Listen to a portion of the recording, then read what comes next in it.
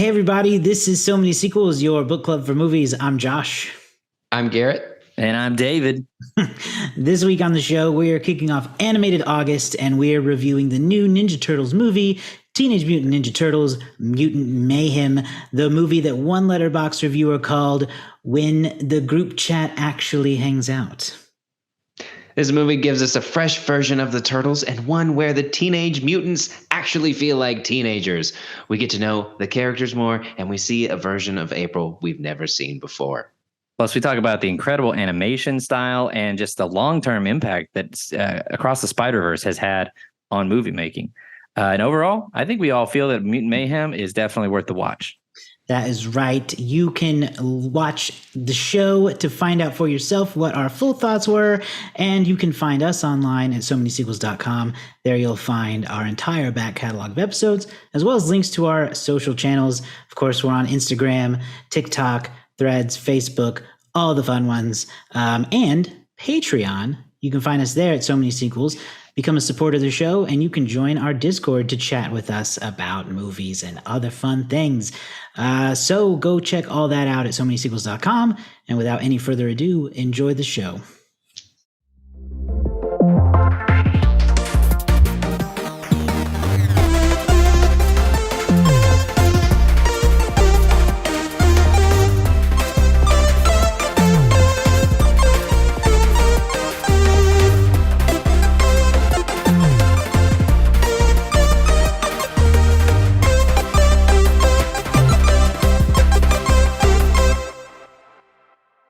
Well, and that's what made this so great. For Garrett's birthday, the whole original So Many Sequels crew, even Andrew, all went to go see the movie we're talking about this week, Teenage Mutant Ninja Turtles, Mutant Mayhem. So I don't remember the last time all four of us got to see a movie that we covered, so that was cool. We'll talk about it later in the show. But let's go ahead and kick things off just talking about what we're doing this month. It's Animated August. We decided to do a whole month of animated movies in August because of alliteration and because we haven't done a series of, animated. We've done some here and there, but we haven't done like a broad look at them. So we each... And also the quality of movies coming out in August as far as new movies. Well, that's true. Little sketch. Or little not there. We're kicking things off this week with the brand new Teenage Mutant Ninja Turtles movie. And then we each have a pick for an animated movie. And then I believe we were wrapping up with an audience pick. Are we? Is that a thing? That was something we definitely kicked around. I think that's still the plan. We could talk about enough. Why not let the fans have a we'll let y'all know once a vote is ready and where you can find that. But for now... Oops, sorry. We're talking about animated movies.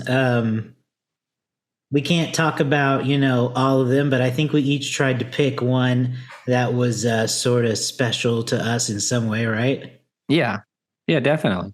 I'm curious, what was each of your selection processes like? Oh gosh, because we started talking into your decision. Yeah, we started talking. Well, we talked about this. I feel like in May or maybe even January, we might have been first kicking around the idea because we had a lot of fun last year with Pick-a-Pits for August. And so there was just something about, throwing it to each of us and putting the pressure on. Can we pick, a fun or even like a bad movie to get the others to watch?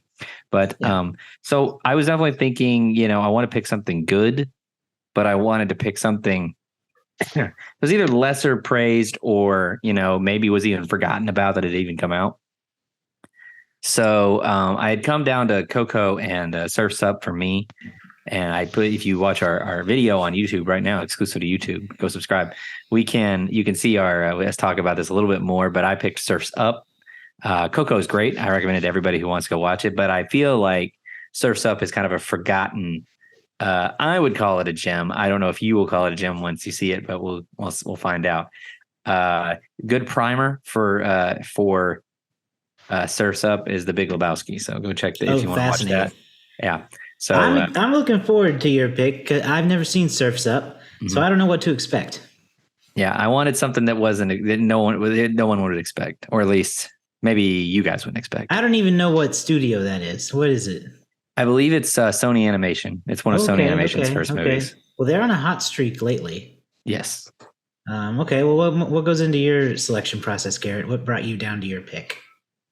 Mine's very similar to David. It's I picked The Great Mouse Detective. It's also a lesser known. I feel like it's very a cult classic. I feel like, and for me, it came down to you could pick a big one. We've talked often either on mic or off mic that my Pixar and my Disney overall repertoire that I've seen is not very strong. So I could have picked any like popular movie I think that would have worked. But I like to show off a little bit of a dark side to Disney. I think that most people think of Disney and they think of, family friendly fun, pop, bubblegum fantasy land. And The Great Mouse Detective. Yeah. The Great Mouse Detective is a little darker, a lot scarier. It's got evil bats and Vincent Price, and it's very exciting and lightning-y. And it's one of my favorites growing up. And I really do think it's an underappreciated one. So I just wanted to, and it's one of my favorites too. So I wanted to enjoy it. Yeah, there's a lot of interesting, behind the scenes details about it. So I think we can have a lot of fun talking about that one. But Josh, you went a bit of the other way with it. Yeah, I really like how our picks unfolded because I think we're going to get to explore several interesting avenues. I went with Shrek, and I never even really had a backup. Something just a few days ago, I went, Shrek. It has to be Shrek. Yeah. I will review Shrek for you. And that's great. And it seems so obvious because Shrek is such a cultural phenomenon because it's only grown in a lot of weird ways. I don't know if you guys know this, but as of this recording, did you guys see that last night at Tulsa's historic Cain's Ballroom was a Shrek-themed club rage? No, I missed it.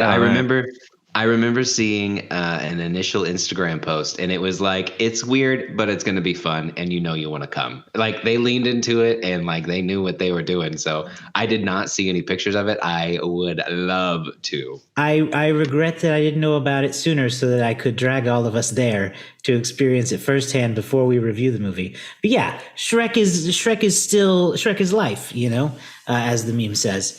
And it was also part of a real weird cultural reset that happened in the early 2000s. This movie came out in 2001, shortly after 9/11, when everything else was weird. And then this pseudo raunchy kids fantasy movie comes out that hadn't done something like that before. And boom, explosion. So I'm excited to talk about Shrek for that reason. And it's just always been a favorite. Still definitely cool. I feel like it only could have come out in 2000, 2001. If it had come out 10 years later, it wouldn't work. I mean, it still seems to be pretty beloved. If they're doing raves, Shrek themed raves, I guess it's one of those, I feel like, where everybody wants the culture and the memeability and the characters of Shrek to live on. But I don't think anyone wants another Shrek movie. I don't. I do not want another Shrek movie. I just want the ones that we have, re-release them every now and then. Put them somewhere where we can go relive the magic that is the existing Shrek. But I don't want another one. No, what you're going to get is that we are steadily, within the next 10 years here, we are approaching the 30-year gap of Shrek. So the people who are making movies in the next 5 to 6 years are going to be people who grew up watching Shrek. So get ready for the influence that Shrek had on so many creators. I'm excited for this episode because we're already talking about Shrek so much. Oh, it's true. I know. This is going to be a good one.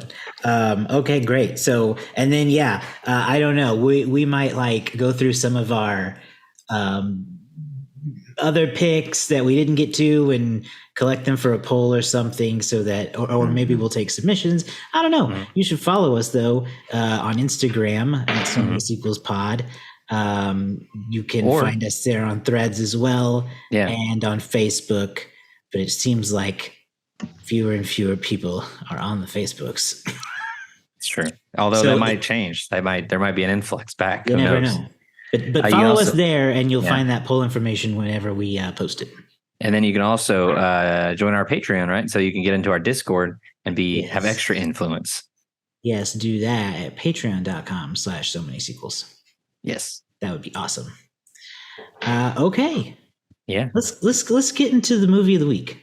Yeah, you guys ready to start talking turtles? Let's talk Talking Turtles would be a great Ninja Turtles after show. Right. Hosted by Will Wheaton, probably. Will Wheaton. Yeah. So Teenage Mutant Ninja Turtles, Mutant Mayhem is the I don't know how manyth attempt to relaunch a film franchise for these turtles. Yeah, 7, I believe. This is a long and storied franchise. Started out as a comic book series that was really dark and then became this bright and colorful, fun superhero cartoon that was popular. Then we got live action movies that are still really beloved today. Then we kind of veer off for the Turtles. We go through a weird Michael Bay phase. We have another weird offshoot animated. And now we're here at Mutant Mayhem. A lot of direct-to-videos in between, of course. Yeah, I'm sure. What do you guys? What's your guys' relationship with the Turtles? Well, we're all in our early 30s. We grew up with them in some way, shape, or form. It's true. What's your relationship with the Turtles? And how did you feel going into this? And then what did you think of it? Yay or nay? Well, first of all, you can go review our previous reviews. You can go review them too, of all of the original Teenage Mutant Ninja Turtles. We reviewed live action ones. Yeah, you forget every movie you've seen, apparently. Yeah, 2020 pandemic prime. We watched Teenage Mutant Ninja Turtles 1, 2, and 3. And I don't remember 2020 at all for a lot of traumatic reasons. So don't give me some slack there. We blocked that time out. All the slack. But that's a good reason for you to go watch those episodes, I think. Yeah. But I have always been a fan. I loved those movies growing up. I was a huge fan of the third one, which no one loves, but I did because probably that was the first one that I saw, and I was like, oh my goodness, this is funny. Yeah. If that's where you start, it only goes up. I know. So I loved the Nintendo game growing up. I had the Nintendo game. That was so much fun to play. I had a lot of the toys. I watched the cartoon. It was something that, as a kid, was really ingrained, and then it kind of faded out. It was still around, but it was I'm not into this new version of it. It seems like it's catered more towards kids. It's not towards me. That's cool. They can have their version. The Michael Bay ones were better than they should have been. Yes. Great. Love it. There you go. That is beautiful. They all got the red bandanas there, right? Yeah, they're all wearing red on the Nintendo copy of Teenage Mutant Ninja Turtles for the YouTube viewers. Yeah. This is probably worth 50 cents. Beautiful.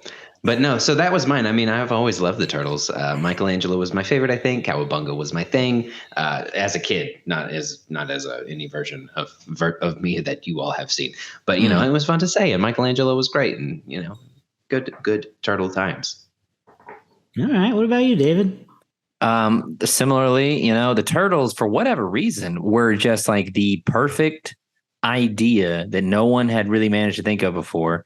They were just anthropomorphic Ninja Turtles, and the cartoon, the 80s cartoon was still playing when we were kids, so you watched that, and then the movies had just come out, and they were these for the 5-year-old of the 90s, they were these gritty, dark, crazy living turtle people, and then you go back and you watch them now, and they're like, wow, this is some goofy stuff. But it was the toys were everywhere. Had tons of turtle toys. Lost all their little pieces that came with them. Their accoutrement, if you will, and it was just. I remember going over to a friend's house, and they would have turtle toys that I didn't have. They would have a character that's in this movie. They would have oh gosh, what was his name? Paul Rudd played him in this movie. Mondo Gecko. And I was like, he's a lizard Ninja Turtle. He had a roller skate on his tail. It was the coolest idea. So it very much just appealed to your imagination as a kid for whatever reason. And then obviously you had knockoffs like Street Sharks and things like that. They kind of tried to cash in on that same idea. I remember one time I brought my Power Ranger toys too. I brought my Yellow Ranger Power Ranger toy to show and tell, and some other kid brought a Street Shark, and he had the coolest toy of the day. And I was like, should have brought the Red Ranger. Dang it. You know, what a time to be a little kid into mutant stuff. It's true. And I will say that probably deeper into my teen years than I should have, I was still into Teenage Mutant Ninja Turtles. There was a new cartoon. It's true. It's fair. There was a second cartoon that was a little bit more like Batman the Animated Series level of tone that came out in 2004, I want to say. Mm-hmm. And then there was, this dog is digging through a pillow over there. Then there was an animated film, Josh, you mentioned, called TMNT. It was just TMNT. Came out in 2007. It was also animated, and it was kind of a predictable story, but it was different. It was, it wasn't these big giant monster puppets. So I appreciated it at the time. Anyway, I never really got into the Michael Bay movies, but I was really excited to do this. I wore my turtle green. And so I was very excited to go see this movie with my best friends. Unfortunately, they couldn't make it, so I went with you guys. There it is. There it was. Wow. And I had a great time. Oh, man. Yeah, I really loved Ninja Turtles growing up a lot too. Somewhere there's a VHS home video of me getting the pizza wagon for a birthday, I think. Always loved the Turtles. I was really into that cartoon, that animated show from the 80s and early 90s. And then, I would say I kept up with it pretty the whole time too, David. Oh yeah? I don't know if you mentioned the animated or the grittier style show. I don't think I saw that, but I did keep up with the movies. I watched TMNT. I thought it was fine at the time. The Michael Bay movies, no. Just all around no. Yeah, I saw the first one. I don't think I saw the second one. I think I did, but I don't remember having any kind thoughts about it. And then, I thought, well, they're probably dead for a while. I don't see this going anywhere anytime soon. So my expectations going into this were, I guess were low, but, optimistic because the trailers and stuff look really interesting.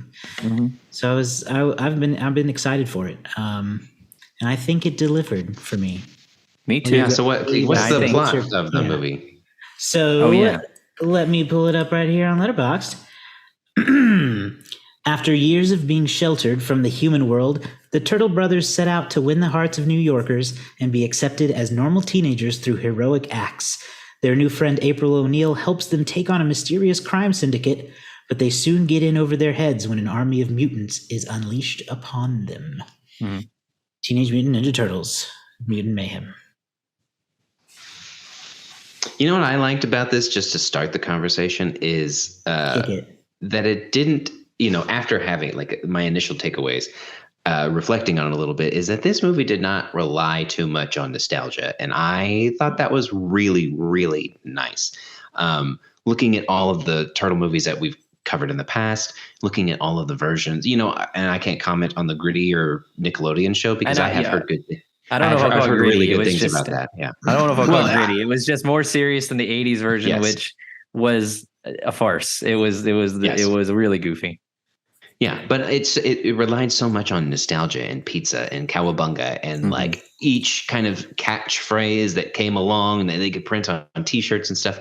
And this one didn't do that. It really kind of gave a new introduction to a different type of modern Teenage Mutant Ninja Turtle. And I think that's what was needed, because all of those phrases are from the 80s and they're so hardcore dated. And to try to keep relying on that is not going to get you any new growth. And so this one really felt fresh and gave you a nice bridge to a lot of the things that we are familiar with. You get to see their characters. They are familiar but updated. They say modern language, and that's nice. They rely on kind of you get to know them more than you have in the other ones. And also this one makes them feel like teenagers. Again, looking back at some of the other ones, they don't feel like teenagers, at least the movies. They feel like adults who are childish.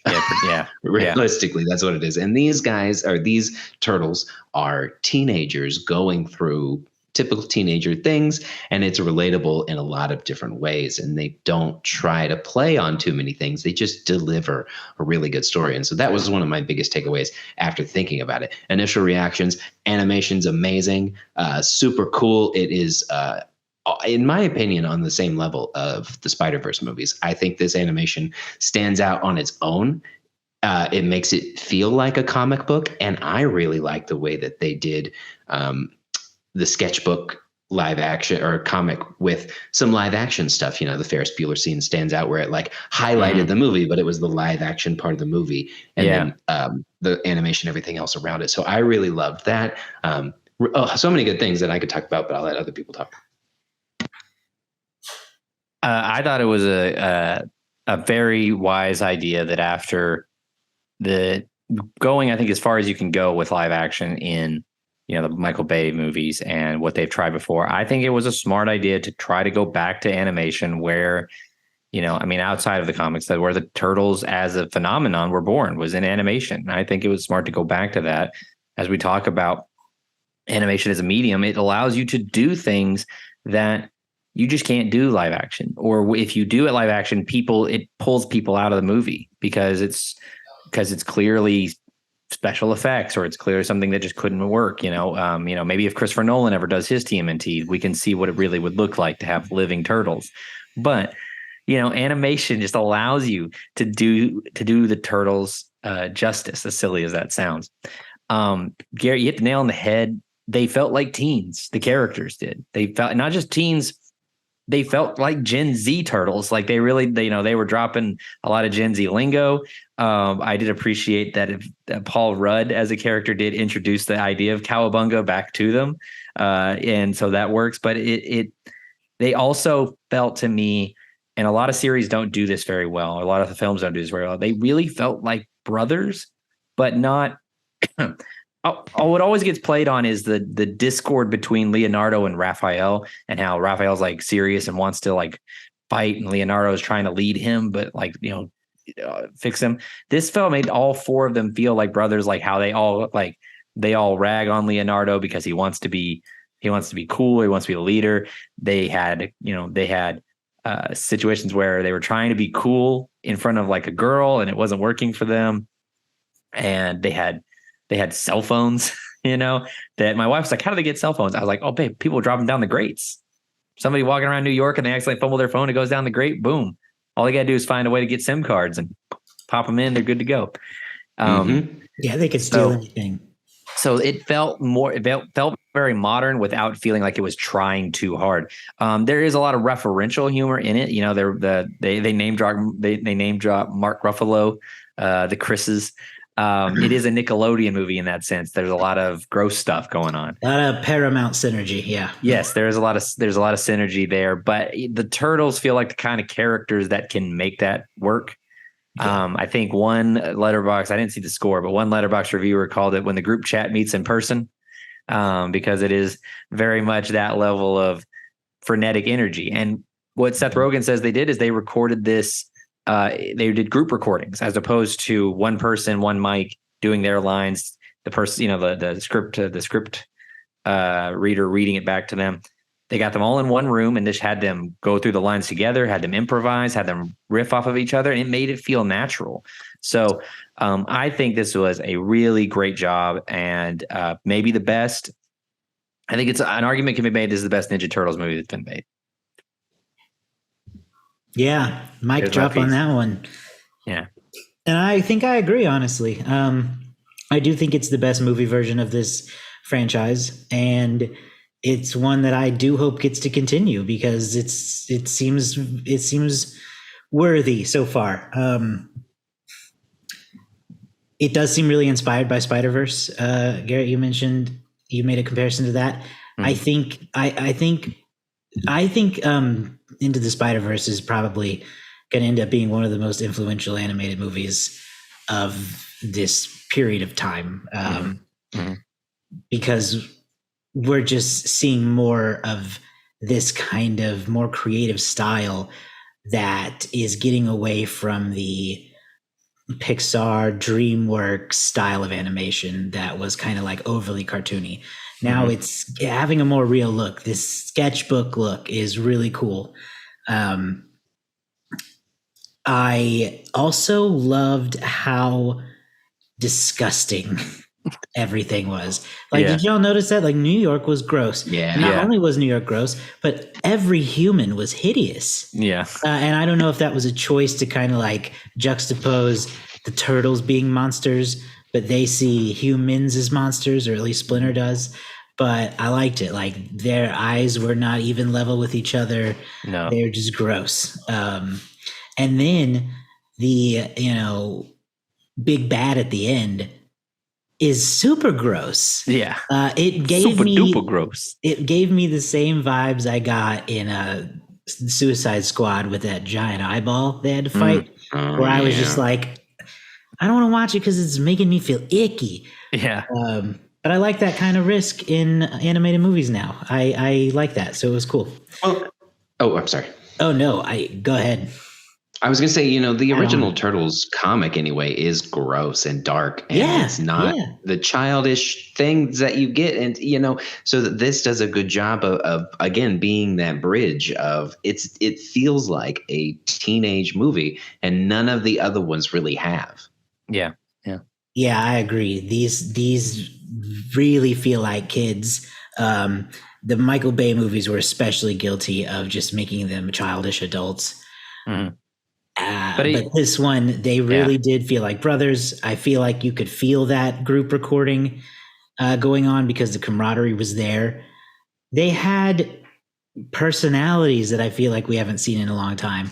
And not only that, but they actually had some like real depth to them as characters. Whereas in the past, they're just kind of caricatures, especially those original early 90s movies.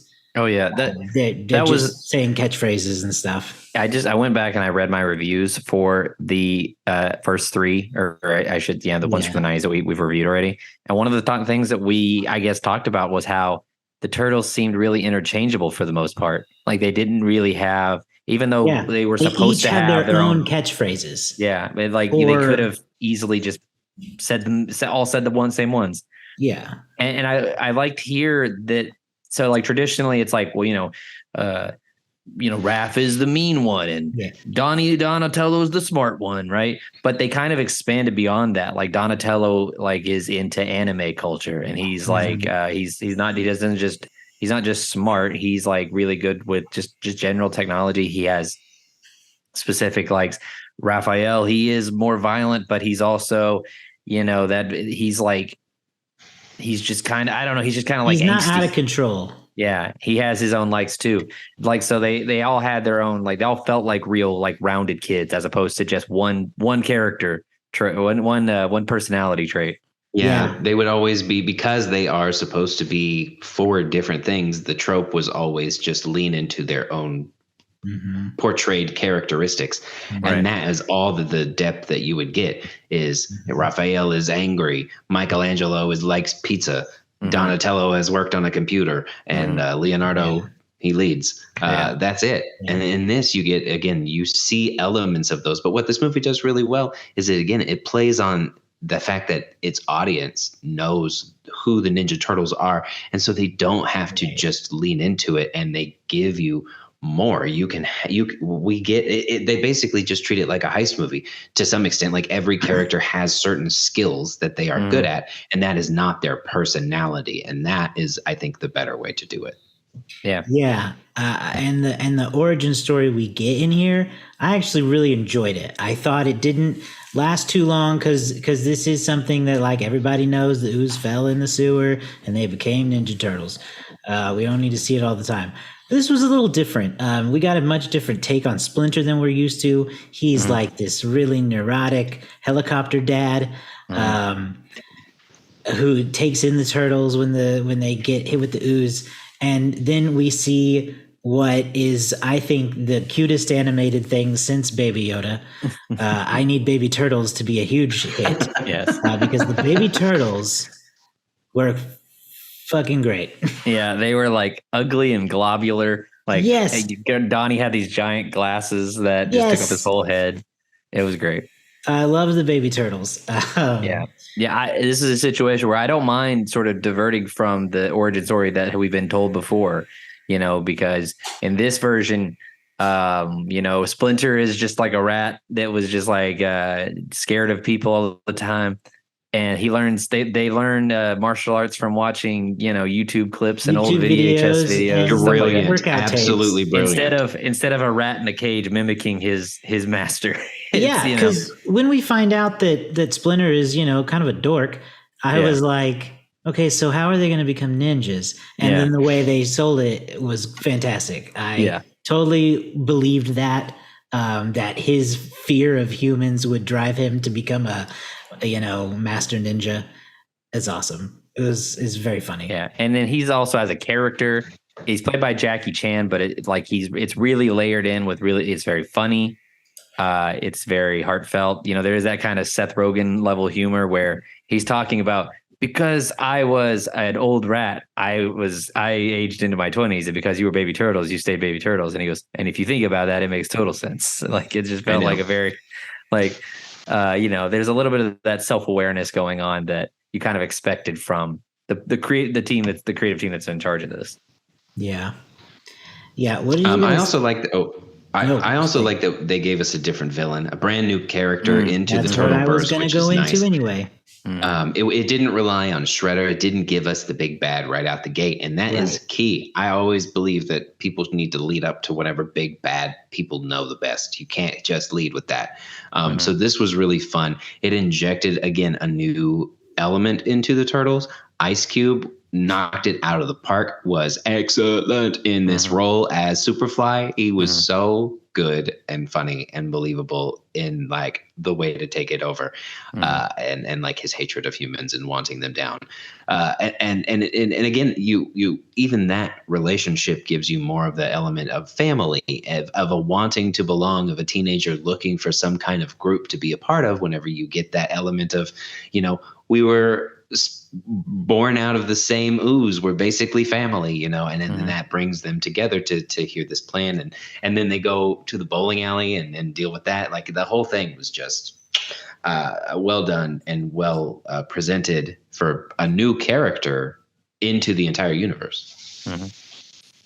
Yeah, I loved Superfly. I'm not familiar with him. I assume he's a known character, but I don't know who he is. So I was. Oh, really is he? I thought he was new. No. So here's the detail that I found out about is that Superfly is actually, you know how in the beginning of this movie there was a scientist who created Superfly? Well, Superfly is actually the scientist. Like, he just turns himself into a giant fly. But they decided to go a different way with that for this movie. But apparently they made that decision so late in production that toys, because like stuff has to go to the toy people for like way before the movie gets finished. So the toys of Superfly have him wearing the lab coat and have him wearing like his scientist garments, which doesn't make sense for the movie as it comes out. But yeah, so Superfly is actually the scientist and not this little fly baby. So that's a change they made there. But yeah, Josh, sorry, keep going. No, I needed the background because I didn't know anything about him. So that was cool. I was glad to not have to sit through a Shredder or Krang. I always liked Krang from the cartoon, the floating brain. Yes. Or farting Bebop and Rocksteady. That's the. Yeah. Yeah. And I also didn't know a lot of the side characters, the side character mutants. I knew Bebop and Rocksteady. They were huge characters in the cartoon show. But I didn't really, I vaguely remembered Mondo Gecko when he was said, but it was like an unearthed memory. If you had, asked me before, I would have said, I don't know who that is. So I didn't know him. I didn't know the scary cockroach. I don't know if that's a real character or not. I'm not sure either. I knew of Genghis Frog. Great name. I had never heard of any of these side mutants either. And when they said Genghis Frog, I lost it. I believe that in the cartoon, the old 80s cartoon we watched, Genghis Frog has three other frog friends, and they're the punk frogs or something like that. It's sort of as a parallel to the surfer turtles, because that was kind of their gimmick, was they all had surfer lingo. And then the other one that I wanted to point out that I kind of vaguely remember was Leatherhead, who's like a big crocodile. I kind of like vaguely remember seeing that toy, but I don't remember anything about ever seeing it before.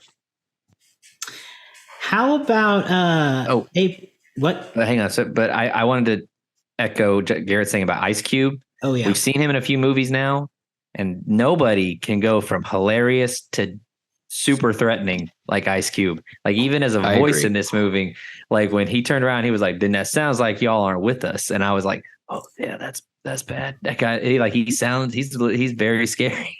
So like Ice Cube does a really great job of being menacing, but also very funny when he needs to, when he wants to be. He's actually, I think, a very underrated performer. Agreed. Anyway, Josh, you were in this movie. Yeah. Go ahead, Josh. I was gonna say, how about the April O'Neil we get in this movie, played by Ayo Edebiri, I believe, who has kind of blown up recently from being one of the stars of The Bear on FX on Hulu. If you haven't seen that yet, check that out. If we did a TV show podcast, we'd definitely talk about it. That's a great show. And we get a different version of April than I think we've ever seen in the films. April is typically a grown working journalist. But in this movie, she's a teenager. She's a high school student. She's the same age as the Turtles. She is kind of an outcast at school. She's Puke Girl, April of Puke. But she's still a student journalist, so she's got that angle still. But I thought it was I liked it better, actually. I liked it much more having this be another kid, because first of all, I feel like only another kid would be like, yeah, you're a turtle boy. An adult would scream. For sure. I feel like the human characters, as they've been previously used in other Ninja Turtle movies, have always felt like because they felt like they needed to have like an adult in the room or something like that for someone to say, now Turtles, we must stop being so silly and go get the Shredder or something like that. Like here, it just I don't know, there's something about it just kind of works. It makes sense for her to be a teenager and for her to be on their level. It made her seem more natural as opposed to just being like a grown woman, who's already gone through journalism school. Well, most of these times, April O'Neil just serves as the mother figure. Yeah, she's a journalist. She is a working person, but in those early movies, she's essentially just there to keep them in line. Yeah, they're not teenagers. They are just adult children. But it does, again, a level of all of these movies is, again, to some level, they flirt with April, whether it's joking or whether it's a secret crush or whatever. But it feels weird for them to be like teenagers, adults. So to bring them on that level makes more sense again. And it provides that same perspective. Like, we're getting teenage boys. Now we have a teenage girl into the mix, and who is an important person. And it is more believable in this day and age with the access to information that we have for a teenager to be seen as a journalist and to find a way to tell this story where in previous iterations it may not have been. And then again, in the Michael Bay movie, I don't remember much about what Megan Fox does specifically, but her big hook was that she owned the Turtles as when they were babies and then they escaped or whatever, and they were her baby turtles. Yeah, there was some element like that, wasn't there? She was also a journalist, but it was the worst. It was not that it was the worst depiction of what news journalism is. I think in terms of, and that goes for the. Was she a podcaster too? She wasn't a podcast. It was just, you guys. I don't know. I feel like I've seen the clips. She would just they make demands if I run this story, I'm going to be the anchor for it or something like that. It's that's not how it works. That's not how it works. I can't even. It's so silly to remember. I'll never get over when we watched the TMNT one They had a reverse shot in a newscast, which like that doesn't happen. There's not two cameras on this person. They don't get a camera shot of the reporter doing the interview.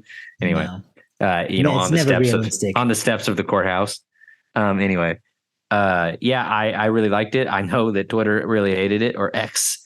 It's not really their thing. She's from a presentation standpoint, she's not Megan Fox, but she is closer to the original depiction of April O'Neil in those comics we talked about, those black and white comics that the Turtles first debuted in, where she's sort of depicted as being, at the very least, mixed race. I think in the comics she looks more Asian or Afro-Asian, something like that. So we're closer to that than we are in the mini versions where she's just some white redhead.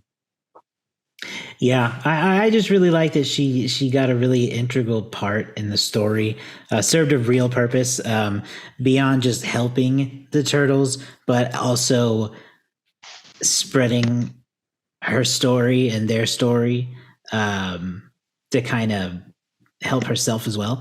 That was great. And I also love that the Turtles themselves had real character-driven reasons for this movie to exist. They want to be accepted by humanity, and that's not nothing of that depth is ever explored with Ninja Turtles. So, not really. And what another great thing for like kids to see. Kids deal with that, kids absolutely deal with trying to feel like they're accepted at school or wherever else. And I feel like that also goes hand in hand with these Spider-Verse movies. They have really strong messages for kids. About finding yourself, or about, knowing that you can set your own limits, or you can set, you're only competing with yourself in terms of that type of thing. Yeah. And here, the story of like, you shouldn't seek acceptance through some kind of weird, some kind of like big actions. You should just do what's right, and then it'll pay out. I think. I do have one question. Who do we think the audience is for this movie, though? Because again, we all went together, and we are 4 30-year-old men. We had 2 women who were in. I'm not going to say how old they were, but they're with smart. They are with 4 30-year-old men. And then there was, some families. They looked like, a mother, father, and a young child. Mm-hmm. And then there was that family that showed in like 90 minutes late.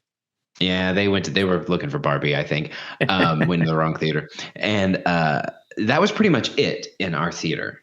So there wasn't a ton of people there. I don't know what the box office numbers are. We'll look at them later. But like, who do we think is going to go see this movie? Do we think it's going to be kids, or do we think it's going to be people like us who grew up with Turtles and are like, oh my goodness, this looks like a fun, good version? So I think this is a great movie because it's going to be both groups. I think this has enough appeal to the millennial male, and plenty to appeal to the preteen to slightly younger than preteen age of boys mostly. I know that like I wanted to see it. My nephew wants to go see it. Well, kids, I don't know. How old's your nephew? 7. 7. Okay. Well, you should take him and then update us with a review. I probably will because I wouldn't mind seeing it again. It's a good point that you made. It's a good point to bring it up because my wife and I talked about this. Is that the movies? It's not like overly complex in terms like there's a lot of exposition. There's a lot of people saying there's a lot of the movie opens up with kind of 2 different versions of the backstory. You get Superfly's backstory, then you get the Turtles, half of it like not that long after. So it's very much there's a lot of like easy stuff for kids to follow. Right. At the same time, I do feel like a lot of the audience is going to be people who grew up watching Ninja Turtles. That said, I had a conversation with my brother about it today because he was thinking about taking his 5-year-old son, and I was like, and my wife Nikki pointed out, there is some pushing it language. There's some hells, there's some dams.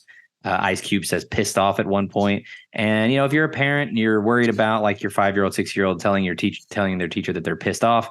Maybe this is, something that you want to look into just before you go. Couple more years, maybe. If your kid has a little bit more regulation of their language, perfect. I think that they're going to like it, but I think it would be, if you have like a 7-year-old, 8-year-old, maybe even a little bit older, I think, and I mean, everybody above, I think will also enjoy it. So I don't know who they're going for exactly. I kind of just feel like they're going for anybody who thinks they're a Ninja Turtle fan, like I think they're just hoping to catch all of those people.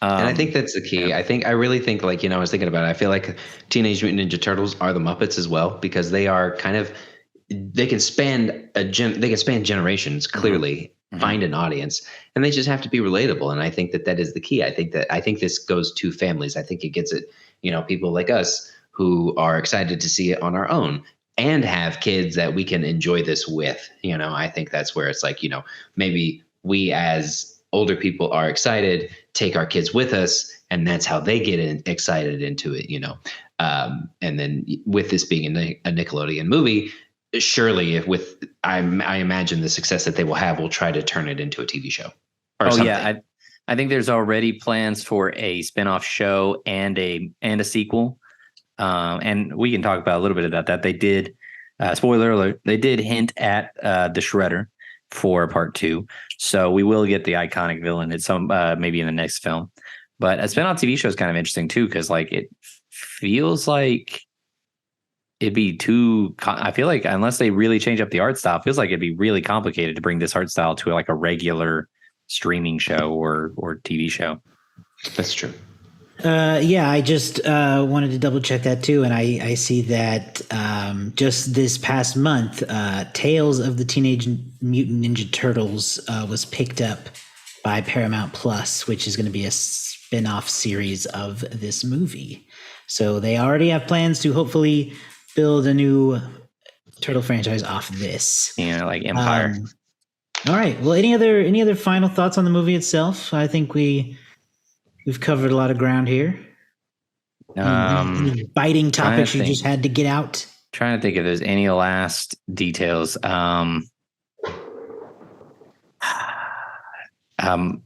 didn't talk about the rest of the, some of the rest of the cast. So we did talk about Paul Rudd, Rose Byrne, Seth Rogen, John Cena, Hannibal Buress. They're all hiding in this movie. See if you can find them when they're in there.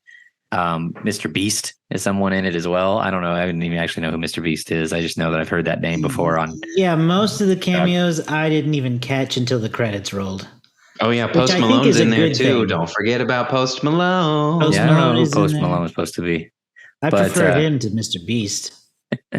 but yeah, so that's it. I think really good, and we'll get into our ratings here in a little bit as well. All right, well then, David, why don't you go ahead and tell us how this movie has fared in its opening weekend at the box office? How has it done against week 3 of Barbenheimer madness? I'll tell you what, it is a tough week at the box office. I'll tell you, it is a competitive week. There are lots of options for movie goers. So yeah, Teenage Mutant Ninja Turtles Mutant Mayhem opened the weekend of August 4th, 2023. Technically, it had an early open on Tuesday, so I'll give you the 5-day numbers here in just a second. Barbie is still number 1 for this weekend with $53 million. This is still Sunday estimates, so this number could fluctuate a little bit. In the number 2 spot, Meg 2, The Trench, Jason Statham. He's out here chasing sharks. Get the hell out of here right now. Get the hell out of here right now. Embarrassed for America. Sitting in the number 2 spot as of right now, based on estimates. Ridiculous. Right. I watched the first one the other night, and it was a hot trash in a fun way, but not enough to where it's worth the number 2 movie for this week. You know, make this movie better is if I had a thing attached to my heart and I had to keep my adrenaline up. There.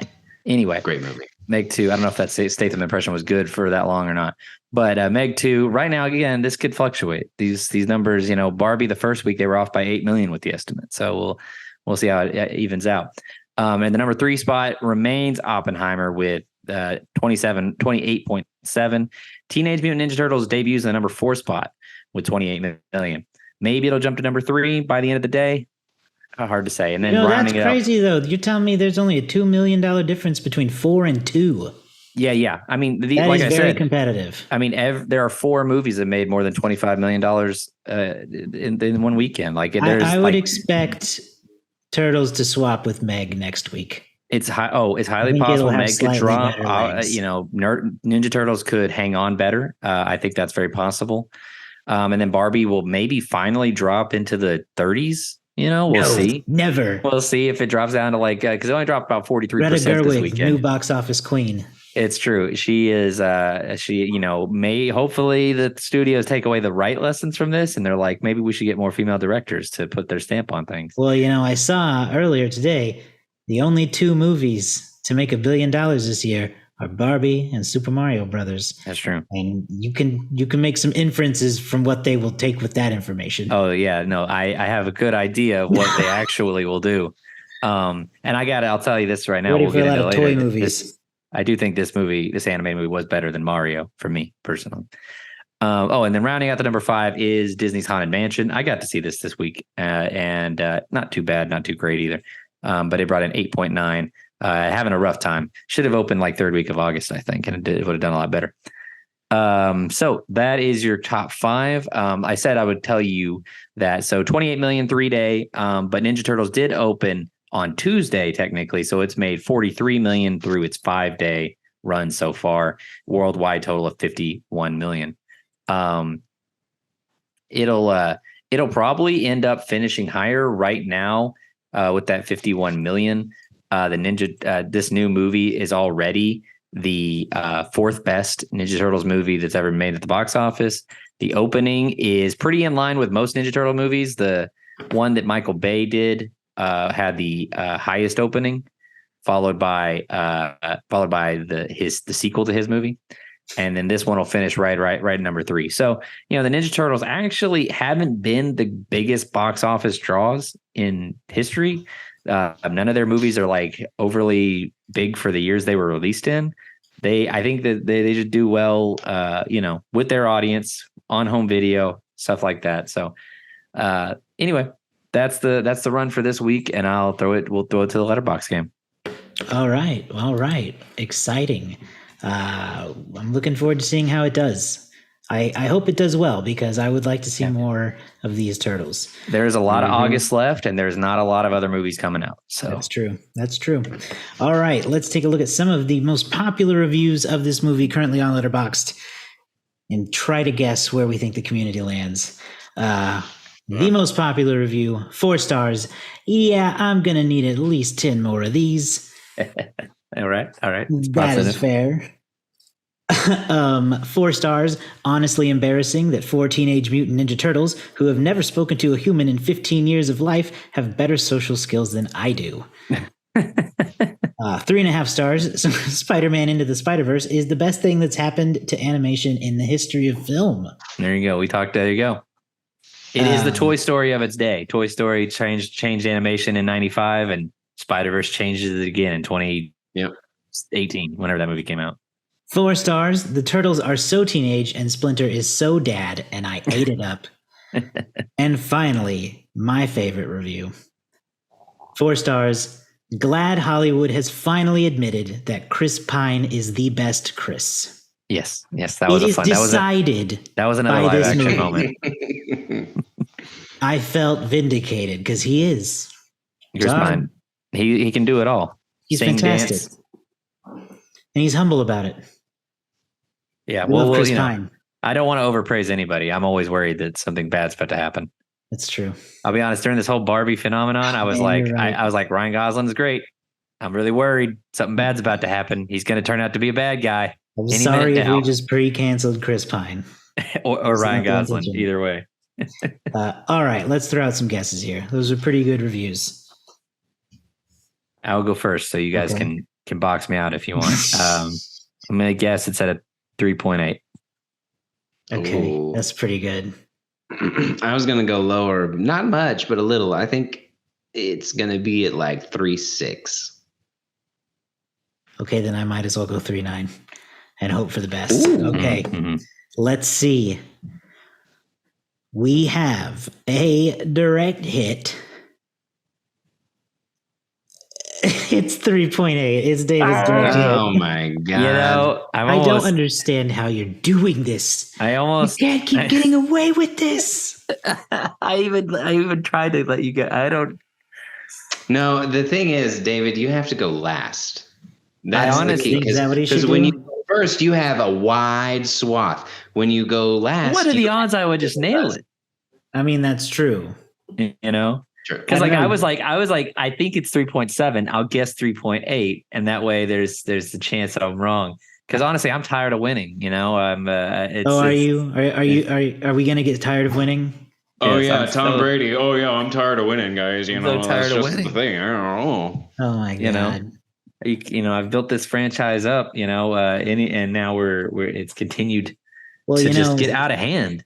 At the end of the season, you can count it up and actually tell us what the odds are that you got a double, because it's not the first. Let me see here. So I nailed that, right? So I got to put my little asterisk by it. You did. You got a 3.8. That is what the Letterboxd community has rated Teenage Mutant Ninja Turtles: Mutant Mayhem. You know what? I got to double check it because I was surprised.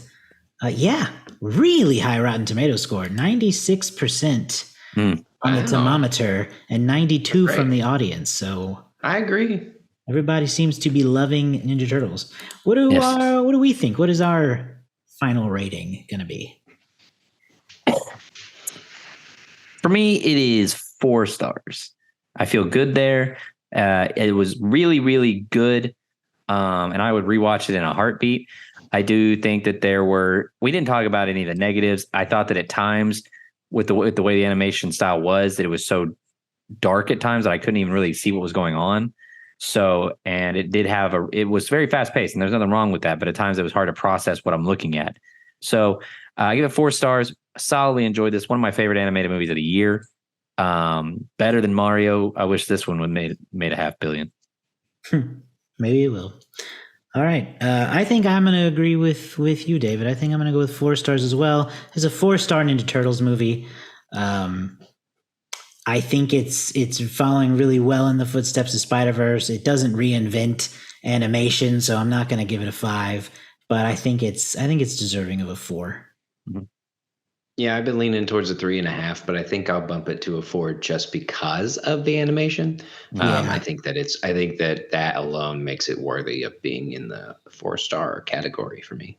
It is really cool. It's a really cool animation to watch. All right. Well, that concludes our first episode of Animated August. Teenage Mutant Ninja Turtles Mutant Mayhem is a not perfect, but an even 4 from us.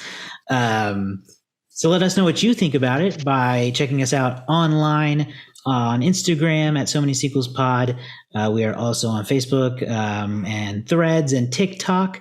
So check those out. And you can get all those at SoManySequels.com.